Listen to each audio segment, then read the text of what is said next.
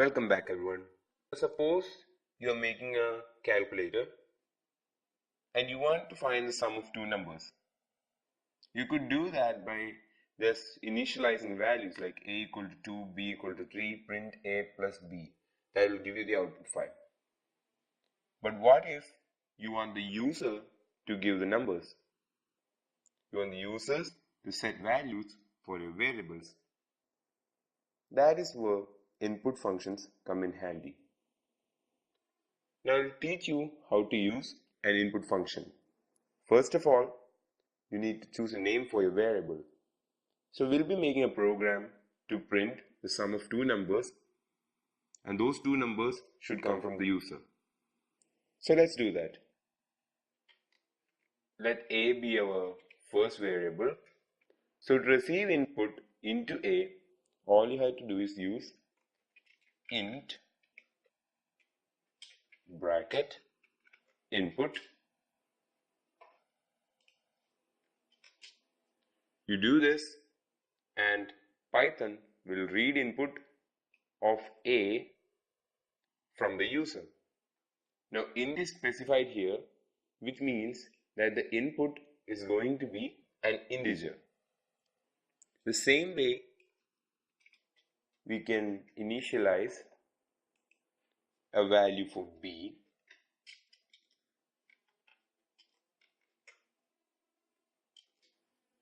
Now we have received our values from the user for a and b. Now we need to print it. So let's print the sum of it, that is a plus b. Okay, so what this code means is that a will be inputted from the user, b will be inputted from the user, and we'll print the sum of those two numbers. Okay, let's run it and see if the code is working.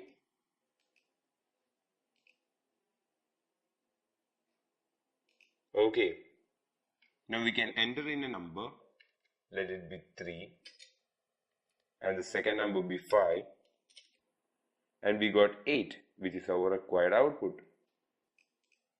Okay, this is all great. The program is working perfectly.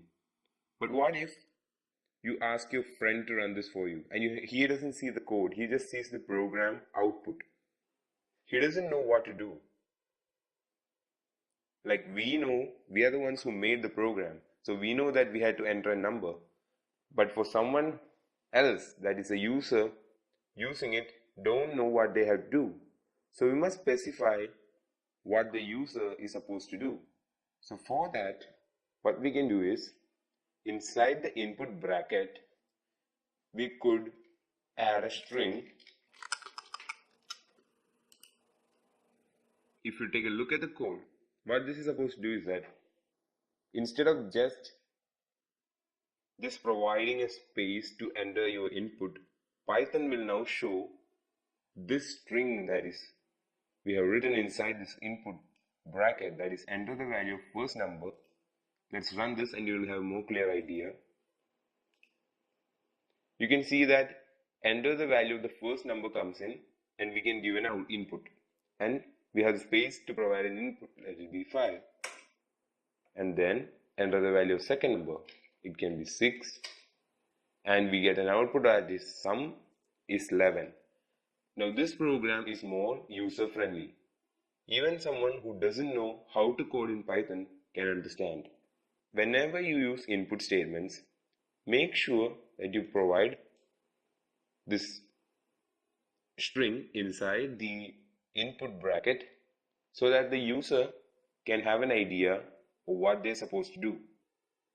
Now in this case, the user is supposed to enter a number. So by adding that inside this input bracket, our program will become more user friendly. Now, there's also one more thing that you need to know. We can use the print statement like this. If you have multiple things to print, you can separate them with the help of comma operator, and you can use it inside the print statement, like we have done here. You can do this way by separating it with a comma, or else you can do it in two separate print statements. You can simply use a print statement and separate the text and the variable using comma operator, or else you can use multiple print statements like this. The code will work the same.